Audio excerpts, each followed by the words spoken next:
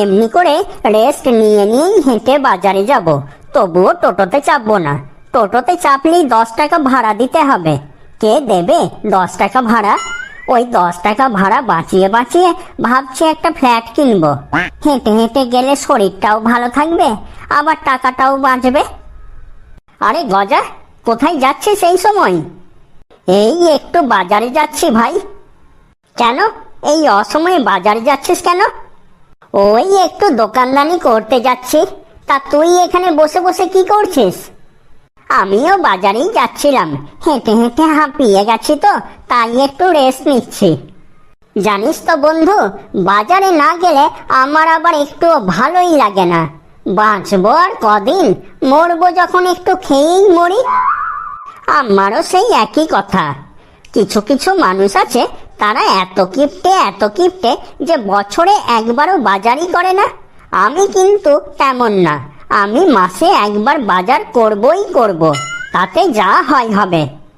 তুই ঠিকই বলেছিস, অনেক মানুষ আছে যারা বছরে একবারও মাছ মাংস কিনে খায় না, কিন্তু আমার বছরে 2-3 বার মাছ মাংস লাগবেই লাগবে। বাঁচবো আর কদিন, মরতে তো একদিন হবেই, তো খেয়েই মরি। তুই বছরে 3 বার মাংস খাস? বাহ, আমার আবার অত হয় না। আমার মোটামুটি বছরে 2 বার মাংস চাই, কারণ মাংস না খেলে আমার ভালোই লাগে না। আজকে তাহলে তুই কি আনবি বাজার থেকে? আজকে দেখি, ভাবছি 25 গ্রাম পুঁটি মাছ কিনবো। 25 গ্রাম পুঁটি মাছ? অত মাছ নিয়ে কি করবি তুই? বাড়িতে নিশ্চয়ই লোক এসেছে। তুই ঠিকই ধরেছিস, বাড়িতে আজ আমার শালা আর শালার বউ এসেছে, তাই আমার বউ বলল, যাও 20 গ্রাম পুঁটি মাছ নিয়ে এসো। দেখ আমার বউয়ের বুদ্ধিটা কেমন, বাড়িতে গেস্ট এসেছে বলে কথা, 20 গ্রাম পুঁটি মাছে কি হবে বলতো? তাই আমি বাজারে চললাম 25 গ্রাম পুঁটি মাছ আনতে।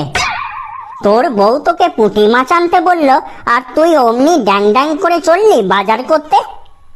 কি করবো আর বল। বউকে আমি বললাম, গত মাসেই তো আমরা গোটা মোরলা মাছ খেয়েছি, আজকের দিনটা না হয় কলমি শাক সেদ্ধ করে চালিয়ে নাও। এখানে ওখানে কত কলমি শাক হয়ে আছে, কিন্তু কে শোনে কার কথা? বউ আমার কথা কিছুতেই শুনলো না, বলল, আজ আমার ভাই এসেছে, ভাইয়ের বউ এসেছে, তুমি আজ পুঁটি মাছই আনবে, নইলে আজ আমি বাড়িতে মল্লযুদ্ধ লাগিয়ে দেব। তুই ঠিকই বলেছিস রে, আমার ঘরেও সেই একই অবস্থা। আমার শ্বশুর শাশুড়ি এসেছে, বউ বলল অনেকদিন ধরে মাংস খাইনি, যাও 100 গ্রাম চিকেন নিয়ে এসো। তাই আমি চিকেন নিতে যাচ্ছি। বাবা রে, 100 গ্রাম চিকেন? অত চিকেন দিয়ে কি হবে? আরে আমার বাড়িতে তো আর লোকজন কম নেই, আমরা 5 জন, তার উপর আবার শ্বশুর শাশুড়ি এসেছে, তাই বলে 100 গ্রাম চিকেন 50 গ্রাম নিলেই তো হতো। প্রথমে ভেবেছিলাম 50 গ্রামই নেব, তারপর আবার ভাবলাম রাতের জন্য একটু রেখে দেব, রাতে চিলি চিকেন বানিয়ে রুটি দিয়ে খাবো। বাঁচবো আর কদিন, খেয়েই মরি। তুই রাতে রুটি খাস? ওই 2টো রুটি আমরা 5 জন মিলে ভাগ করে খাই, কারণ বুঝতেই তো পারছিস, বেশি খেলে শরীরে আবার মেদ হয়ে যাবে। বাঁচবো আর কদিন, যদিন বাঁচি খেয়েই বাঁচি। তুই কি খাস রাতে? ওই দুপুরের খাওয়ার থালা থেকে 1 মুঠো ভাত তুলে রাখি, ওটাই রাতে জল ঢেলে পান্তা ভাত বানিয়ে একটা লঙ্কা আর 1 টুকরো পেঁয়াজ দিয়ে খেয়ে ফেলি, কারণ পান্তা ভাত খেলে ঘুমটাও ভালো হয় আর শরীরটাও ঝরঝরে থাকে। একদমই ঠিক বলেছিস। তোকে দেখতাম আগে সাইকেল নিয়ে বাজারে যেতিস, তাহলে এখন হেঁটে যাচ্ছিস কেন? সাইকেলটা কি খারাপ টারাপ হয়ে গেছে নাকি? আগে আমি সাইকেল চালাতাম, এখন আমি সাইকেল চালাই না, আর সাইকেলে চাপিও না। কেন এখন সাইকেল চালাস না কেন? সাইকেল চালালে সাইকেলের সিটের ঘষাই পাছার কাছে প্যান্টটা ছিঁড়ে যায়, তাই আর সাইকেল চালাই না। হ্যাঁ, তুই ঠিকই বলেছিস। সাইকেল চালালে সাইকেলের সিটের ঘষাই ঘষাই পাছার কাছে প্যান্টটা ছিঁড়ে যায়, এমনকি আন্ডার প্যান্টটা পর্যন্ত ক্ষয় হয়ে যায়। তাই তো আমি সাইকেল চালানো ছেড়ে দিয়েছি। আর কেউ যদি আমাকে মোটর সাইকেলেও চাপতে বলে আমি চাপি না, আন্ডার প্যান্টটা ক্ষয় হয়ে যাওয়ার ভয়ে। একদম ঠিক বলেছিস, সাইকেল না চালালে আন্ডার প্যান্টটা অনেক দিন লাস্টিং করে। হ্যাঁ রে, তোর মুখ দিয়ে এত দুর্গন্ধ বেরোচ্ছে কেন? বেরোবেই তো, আমি মাসে 2 বার দাঁত মাজি। 50 গ্রামের একটা কলগেট আমার 2 বছর চলে যায়। রোজ রোজ দাঁত মাজলে কলগেটও তাড়াতাড়ি শেষ হয়ে যায়, ব্রাশটাও তাড়াতাড়ি নষ্ট হয়ে যায়, আবার দাঁতগুলোও তাড়াতাড়ি ক্ষয় হয়ে যায়। আমি দাঁত ক্ষয় হয়ে যাওয়ার ভয়ে মাসে 2 বার করে দাঁত মাজি। দাঁত থাকতে দাঁতের মর্মটা বুঝতে হবে তো নাকি? হ্যাঁ, তুই একদম ঠিকই বলেছিস, দাঁত থাকতে দাঁতের মর্মটা বুঝতে হবে তো। তোর গা দিয়েও তো ঘামের দুর্গন্ধ বেরোচ্ছে। আমিও মাসে 1 বার করে স্নান করি। কেন, তুই মাসে 1 বার করে স্নান করিস কেন? শোন, প্রথমত সাবানের মধ্যে প্রচুর কেমিক্যাল থাকে, তাই ডেইলি যদি সাবান দিয়ে চান করি তাহলে আমাদের স্কিনের ক্ষতি হতে পারে। তোকে ডেইলি সাবান নিতে হবে না, তুই শুধু জল দিয়েই তো স্নান করতে পারিস। তোর কি মাথা খারাপ? পৃথিবীতে এমনিতেই জলের সংকট দেখা দিয়েছে, সরকার থেকে জল অপচয় বন্ধ করছে। রোজ রোজ স্নান করলে কত জলের অপচয় হবে বলতো?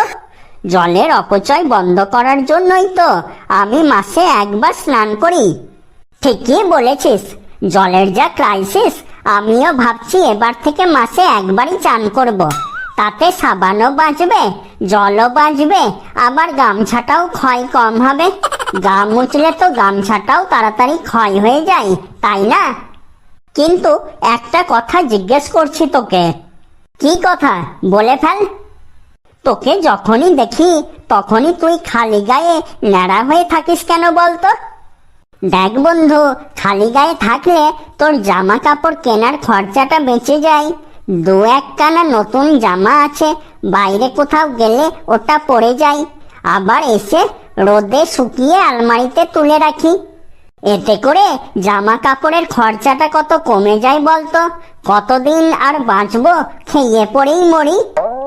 আর চুলের কথা বলছিস, এই ন্যাড়া মাথায় থাকার অনেক সুবিধা। কি সুবিধে শুনি? ন্যাড়া হলে ঘন ঘন চুল কাটার জন্য পয়সা লাগে না। 1 বার 20 টাকা দিয়ে ন্যাড়া হলে 1 বারে 3 মাস গ্যারেন্টি। 3 মাসের মধ্যে কোনো চুল বেরোবে না। তাছাড়া ন্যাড়া হয়ে থাকলে মাথায় কোনো তেল শ্যাম্পুও লাগে না, আবার মাথাটাও ঠান্ডা থাকে। ও, এই ব্যাপার। আর আমি এতদিন বোকা ভাবতাম সারা বছর ধরেই তোদের বাড়ির কেউ না কেউ মারা যায়। খুব গরম পড়েছে তাই না বন্ধু, বল? এই গরমের মধ্যে কি তুই এসি চালাচ্ছিস? তোর মাথা ফাতা খারাপ? এসিতে কখনো ঘুমাতে আছে? এসিতে ঘুমোলেই আমার ঠান্ডা লেগে যায়। তাহলে ঘরে এসি লাগিয়েছিস কেন? ওই লোক দেখানোর জন্য। তাহলে নিশ্চয়ই তুই ফ্যান চালিয়ে ঘুমাস। ফ্যানও চালাই না। এসি চালাস না, ফ্যান চালাস না, তাহলে তুই এই গরমের মধ্যে ঘুমাস কি করে? ওই দিনের বেলায় এখানে ওখানে গাছের তলায়, নদীর ধারে, পুকুরের ধারে ঘুরে ঘুরেই কাটিয়ে দিই, আর রাতে বাড়ির ছাদে চাটাই পেতে শুয়ে পড়ি। বলিস কি, রাতের বেলায় ছাদে চাটাই পেতে শুয়ে পড়িস? মশাই কামড়াই না? মশাই কামড়াবে কি করে? চাটাইয়ের পাশেই ডিমের পেটি জ্বালিয়ে দিই, আর ধোঁয়াতে মশা আসেই না। আর যদি তাতেও মশা না যায় তাহলে গায়ে কেরোসিন তেল মেখে শুয়ে পড়ি। আমি তো খুব গরম পড়লে বিছানায় 1 বালতি ঠান্ডা জল ঢেলে দিই, তারপর ওই বিছানার ওপর শুয়ে পড়ি, আর মনে মনে আমি ভাবি আমি দার্জিলিংয়ে আছি। বাহ, এই টেকনিকটা একদম জবরদস্ত টেকনিক তো। এরপর থেকে আমিও অ্যাপ্লাই করব। তুই ক্রিকেট খেলা দেখছিস? না না, সামনেই ছেলের পরীক্ষা তো, তাই এখন টিভিটা বন্ধ থাকে।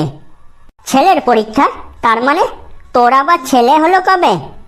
আরে, আমার ছেলের কথা বলছি না রে, পাশের বাড়ির ছেলের কথা বলছি। পাশের বাড়ির ছেলের পরীক্ষা, তা তোর টিভি বন্ধ থাকে কেন? আমি তো পাশের বাড়ির টিভিতেই ক্রিকেট খেলা দেখি। আমার আবার ভাগ্যটা খুব খারাপ জানিস তো বন্ধু, আমার নিজের টিভিতেই ক্রিকেট খেলা দেখতে হয়। কেন, তোর পাশের বাড়িতে কি টিভি নেই? আমার পাশের বাড়িতে টিভি আছে, কিন্তু ওরা কারেন্ট পোড়ার ভয়ে টিভি চালায় না, ওরা খুব ক্রিপ্টে। আর বলিস না রে, আমার পাশের বাড়ির লোকটাও খুব ক্রিপ্টে জানিস তো। সেদিন আমি আমার পাশের বাড়ির বৌদির কাছে তরকারিতে দেবার জন্য একটু নুন চাইলাম, কিন্তু কিছুতেই দিল না। তাহলে তুই কি করলি? লবণ ছাড়া এই তরকারিটা রান্না করলি? না না, নুন ছাড়া আবার রান্না হয় নাকি? তাহলে তুই লবণ পেলি কোথায়? কেন, এই যা মারাত্মক গরম পড়েছে, শরীর থেকে দরদরিয়ে ঘাম পড়ছে, আর ঘামের মধ্যে সবাই তো জানে লবণ থাকে, তাই সেই ঘাম একটু তরকারির মধ্যে দিয়ে দিই। তরকারির মধ্যে লবণকে লবণও হয়ে যায়, আর শরীরের লবণটা বাইরে শুধু শুধু নষ্টও হয় না। ওরে ক্রিপ্টে রে, তুই তো দেখছি মহা ক্রিপ্টে। লোকের বাড়িতে লবণ পাসনি বলে নিজের ঘাম দিয়ে তরকারি রান্না করিস। তুইও তো আমার থেকে বড় ক্রিপ্টে, চুল কাটার ভয়ে সারা বছর ন্যাড়া হয়ে থাকিস। কি বললি? তুই আমাকে ক্রিপ্টে বললি? হ্যাঁ, তুই ক্রিপ্টে, তোর 14 গোষ্ঠী ক্রিপ্টে, তোর পুরো বংশ ক্রিপ্টে। তবে রে, মুখ সামলে কথা বল, না হলে তোকে মেরে আমি আমের আচার বানিয়ে দেব। তোকেও আমি মেরে একদম আমের শরবত বানিয়ে দেব। যা যা, ভাগ এখান থেকে।